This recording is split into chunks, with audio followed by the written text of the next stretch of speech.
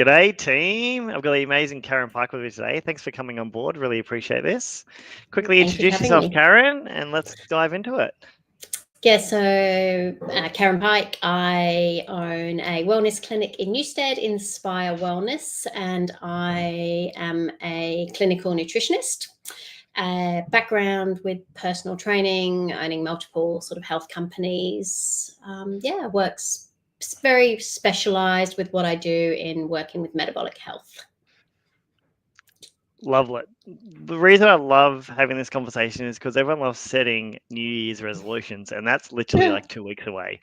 And what I love about New Year's resolutions is that everyone loves to talk about it. No one actually loves to stick to it. And so the reason I want to jump on this conversation now, and I guess kicking off your health goal for 2025, is starting to get people to actively think about it and do it the right way this time around, not the wrong way. So let's just quickly start on that point, actually, around having, what does it mean by having a game plan when we're thinking about setting a New Year's resolution? Yeah, so it's really interesting, like with the resolutions. So, look, I guess probably the first thing I'd say is statistics show that 8 out of 10 resolutions, if you set a New Year's resolution, it will fail by February. So it's Pretty high really numbers. about, yeah, they're huge. They're huge. And so it's really like, what is a resolution? A resolution is a firm decision to actually do something. This is it. I've got to do it and I've got to stick to it. Where I'm probably more of the opinion of setting goals, setting intentions. So not coming in and going, okay, my resolution is I am going to do this. Because if you don't do it, you've then failed. And if you feel you failed, there's a chance you're not going to pick it back up. Whereas you may have a goal coming up to go, you know what, my goal this year is going to be I'm going to run a half marathon. My goal is that I'm going to play in a tennis tournament. But also then kind of breaking that down and just actually setting an intention. My intention for 2025 is I'm going to do this. So my personal intention for 2025 is movement. I have set an intention that I am going to focus more on my movement. Now, I'm not specific in saying I have to move every single day and I have to move 30 minutes every day, because if that doesn't happen, what does that do to my psyche to go, okay, you didn't do it. You failed. Okay, well, I failed. Let's forget it. Let's not do it. Whereas just an intention for 2025 is to move more. It could be to eat better. It could be to have more time with family. But yeah, around that kind of health, nutrition, wellness, just set yourself intentions. Because as soon as we try to achieve more than what is practically possible in our life, that's when essentially when we say we fail, we don't achieve what we're trying to achieve, and essentially that's why it gets to February and we've kind of given up, right? You talk about like not having a I guess a goal or a resolution you want to achieve. It's not easy, right? Doing these daily videos for the entire year, that was my goal, what I set myself to achieve. It is not an easy thing. It is actually quite different. If I had the intention of doing it, I'd probably do one video a week, to be honest. Not one a day. And so I remember when you set kind of that, the difference. and I was like, holy, that is like one a day. That is huge to actually do that. And look, you're the kind of person that if you're going to say you do it, you're going to do it. You're probably that failing, 2 out right? of 10. Yeah, you don't like failing, and nobody does. But sometimes life gets in the way. Sometimes, like, you can't guarantee you're not going to get sick and get a cold. So if you have a New Year's resolution to go, I am going to go to the gym every day and I'm going to work out for an hour, and then you get a cold or a flu, or you have to travel somewhere and things like that, it's actually taken out of your control. So set yourself, I guess, more intentions that you know you can achieve. And similar to what another point you mentioned earlier, which is around perfection, right? So you don't have to be perfect, and I guess that's where that relates really closely with intention. So rather than having this perfect game plan and goal that we have to stick to every single day, it's like if I have an intention and it's absolutely not perfect, then it's okay, right? It's about progress. It's about small, consistent steps that lead to bigger results. Yeah, and I face that every day when I'm speaking to people about like nutrition, a lot of people come to me and they go, oh my God, I've got to be perfect. Like, why do you have to be perfect? Like, be focused. Focus on what is the best for you and you'll get the right outcome. Whereas if you go, I have to be perfect, like, what even is perfection? Like, I don't even know that we can actually define what perfection is. Whereas I just sort of say to We eat people, broccolini and rice every day, and that's all we eat for the oh, next and, 12 months. and then you'd be bored as anything eating that same food over and over again, that you're then going to go, I can't do this. I can't stick to it. So set yourself something that you can stick to and allow yourself to nurture yourself when you need to. Yeah, no, it makes absolute perfect sense, right? And so if we were to set this game plan for next year, where do you think we should start then?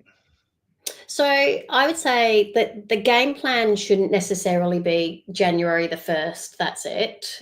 It should be looking at it's doing a plan. It's looking at the year ahead and going, okay, what have I got coming up? Where can I actually spend time to actually sit and reflect what the next year is going to be like for me? And then at that point, kind of going, okay, so it could be the 6th of January. It could be after the kids go back to school. Kids don't go back to school, I don't think, until sort of quite late in January. And I find that a lot of people go, okay, 1st of January, I'm going to do this. And then they're still running around with kids and school happens and shopping for school clothes and things like that. So look at when the timing is right, but don't necessarily put it off either, because you'll never find the perfect time. You'll never actually go like, okay, this is it. This is my perfect window. Because life just doesn't necessarily have that. So come off the back of that time over Christmas where you've spent time enjoying your celebrations with family and friends and relaxing, and hopefully a lot of people stepping away from work, and then going, okay, let's sit down, let's make a plan, the same as you would do a budget for the next year, the same as you would kind of do, like school teachers will do planning for the year. Plan for you and then decide how you're going to do that. I know we've talked I about think we love the cleansing. idea of the kicking off January 1st, because we've just indulged so much in the Christmas period, essentially for like Melbourne Cup all the way through to New Year's Eve. We've indulged so much that we go January 1st, start fresh, get rid of all the junk food, get rid of all the alcohol. Like it's like, if we don't do that as humans, I feel like then we just stay on this routine of just doing what we've always done. Yeah, you do. But then if you haven't got a plan following that January the 1st, you're not going to maintain it. So I know in the past we've talked about like cleansing and detoxing and things like that. And like there's so much mixed evidence as to whether it's the right thing to do or the wrong thing to do coming into that new year. But what you don't want to do is put your body through something like a cleanse or a detox post Christmas and then not have a game plan following, or a game plan that you can then continue to follow. So like even you do January the 1st, January the 2nd and go, that's it. And then all of a sudden somebody's birthday is the 4th of January or the 5th of January. And then you go, oh, actually, so you've been through all of that hard work and then it's kind of derailed it. So be realistic when you're going to start. Like, I'm not saying delay it till February, March, because you'll never find, like I said, that perfect time, but also be realistic as to the More about a date. lifestyle, right, than it is about setting something in that you know you're not going to be able to achieve anyway. So Yeah. especially when we're talking about our health and being in the Australian culture we are, I think it doesn't last more than 3 weeks in Australia, because we hit Australia Day. And what does everyone do on Australia Day? It's like just January 26th. It's like 3 weeks exactly, like from January 1st. And of course, people aren't going to last the same. I'm not drinking for the next 3 months. Then Australia Day hits, and then everyone gets the booze. Yeah. So I want to dive into accountability. You mentioned to me earlier that like accountability is absolute key. Having a nutritionist, a clinical nutritionist, is key to making sure whatever game plan you have set in, you're going to stick to long term. So just talk to me about the support that you offer and why is it so important? Yeah, so I'm here. So the way I class myself in the work I do, so I call it like there's three areas. So I'm scientific, so I do a lot of in-depth analysis of blood pathology and things like that.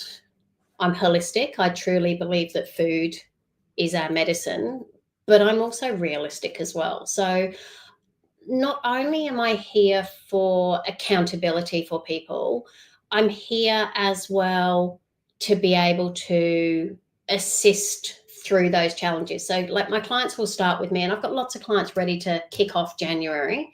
And then Australia Day comes in and they go, what do I do now?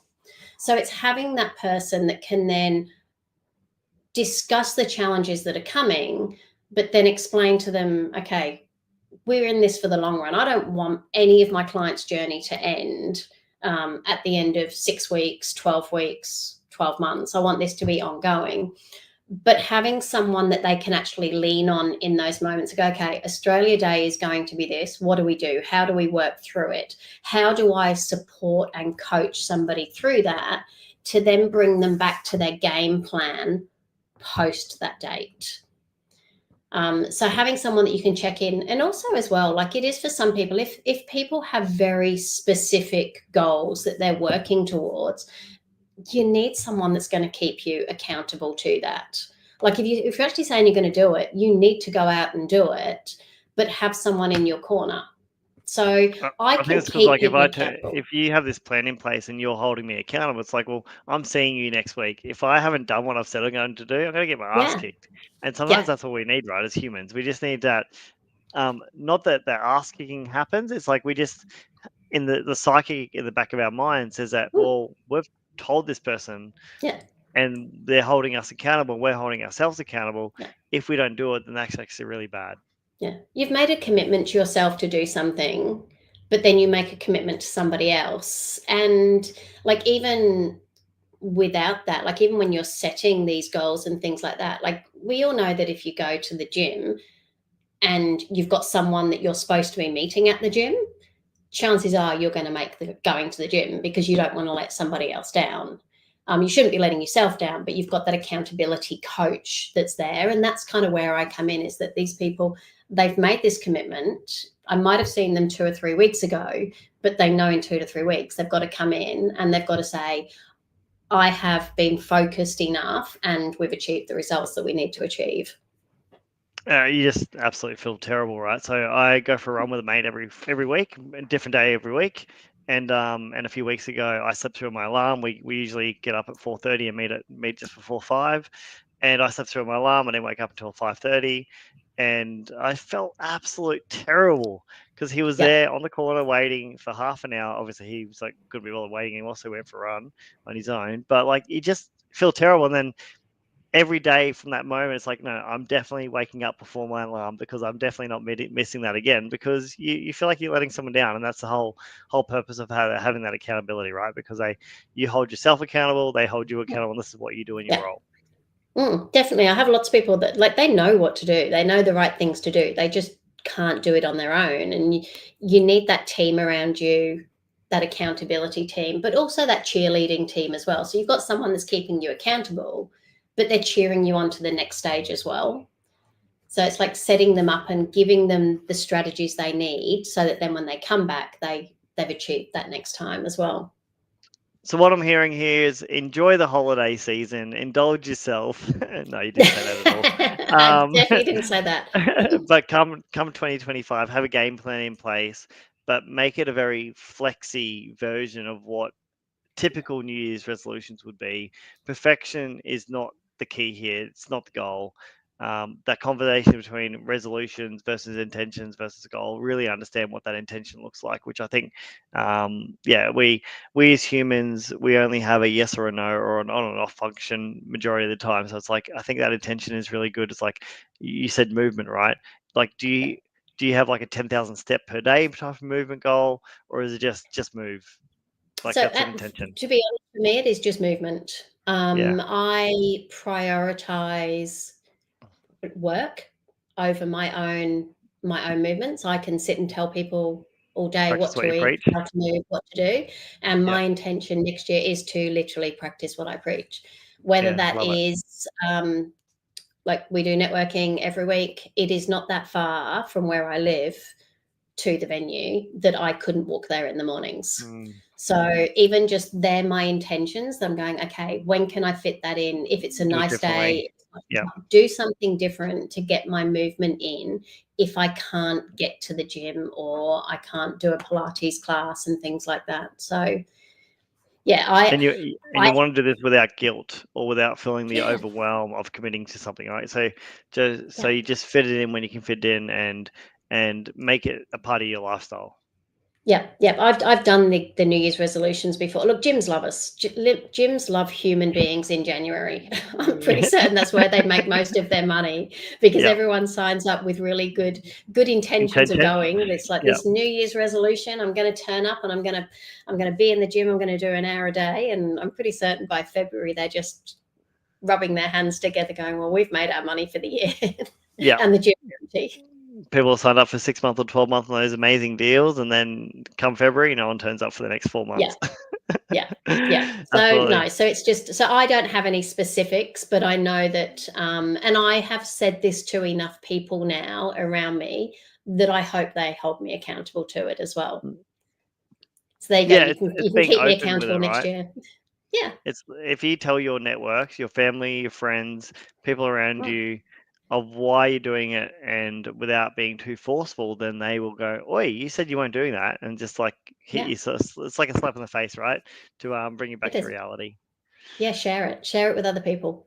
Love it. I haven't got my game plan in for 2025 yet, so Well, that you will have to be send what it I'll to be thinking me. about over the holiday break. Yeah, I'll send it to you. Um, I just want to get through this year. Like it's been it's been a tough one. I definitely will be setting an intention next year. I won't be setting a New Year's resolution or a goal. Yeah. I I don't definitely think a will. New Year's resolution of doing a video a day. Don't recommend it.